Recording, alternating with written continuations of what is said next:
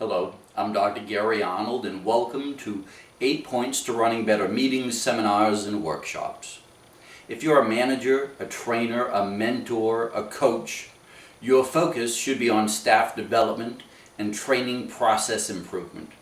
With that said, the acronym SMART, S-M-A-R-T, should be part of your vocabulary. And SMART stands for specific, measurable, achievable, realistic, and timed.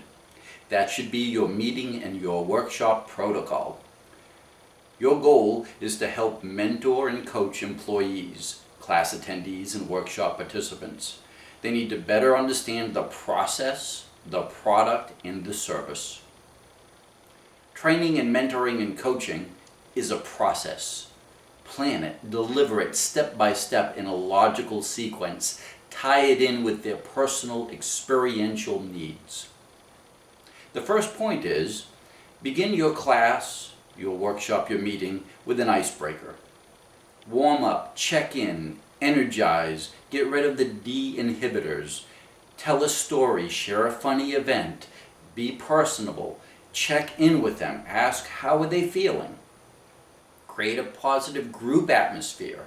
Remember that this is not a familiar territory for them in a new meeting room. Help people to be relaxed, break down social barriers, energize and motivate them as a group. The second point is, start with clear goals for your agenda. Maximize the time and the energy.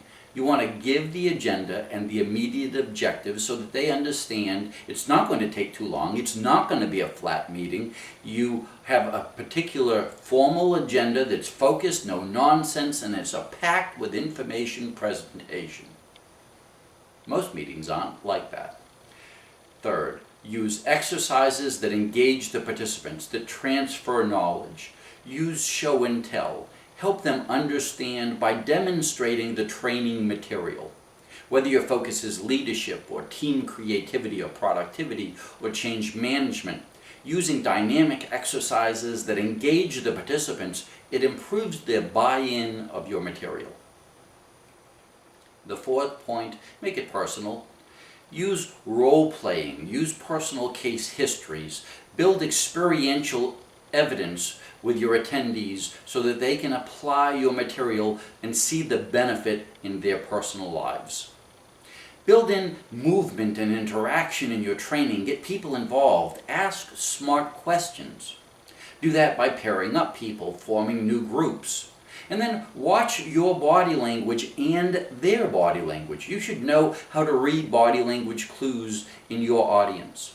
Things like raising their eyebrows might mean disbelief. If they're licking their lips, it might mean dishonesty. If they're pinching their nose, it might mean conflict. If they're tilting their head backwards, it might mean displeasure. If they're avoiding eye contact, that might mean concealment. Rubbing their eyes might mean doubt. Crossing their arms might mean defensiveness. Crossing their legs might mean defensiveness.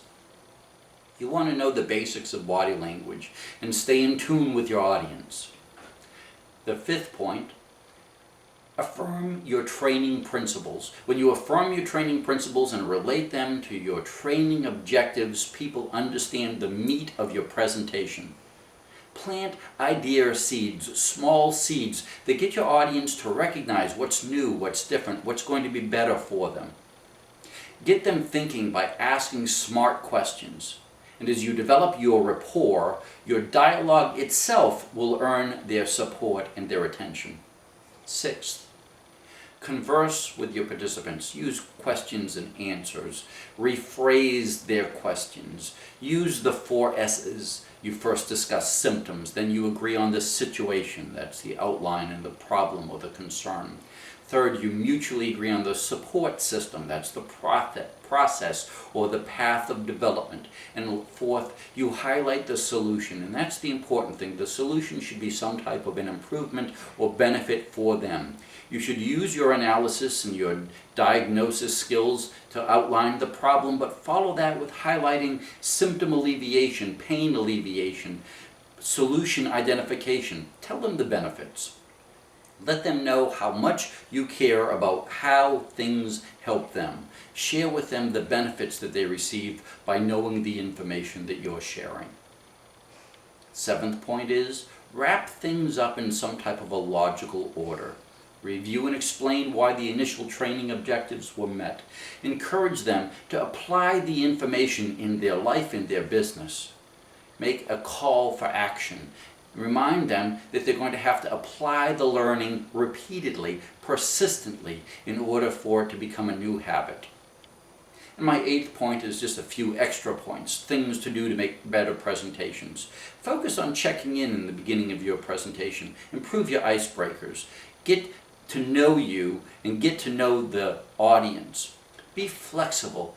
Be adaptive in the class or the workshop. Form the material around the participants. As a trainer or a coach or a teacher, your research doesn't stop when you're in the classroom. When you're giving a presentation, be aware of what you're learning from your audience.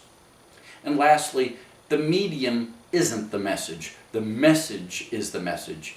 Vary your training media. If you've got resources for a variety of training media, use it. You want to use flip charts and PowerPoints and homework assignments and reading and testing and writing and surveying and questions and answers. Get them to see multisensorily the points that you're sharing with them.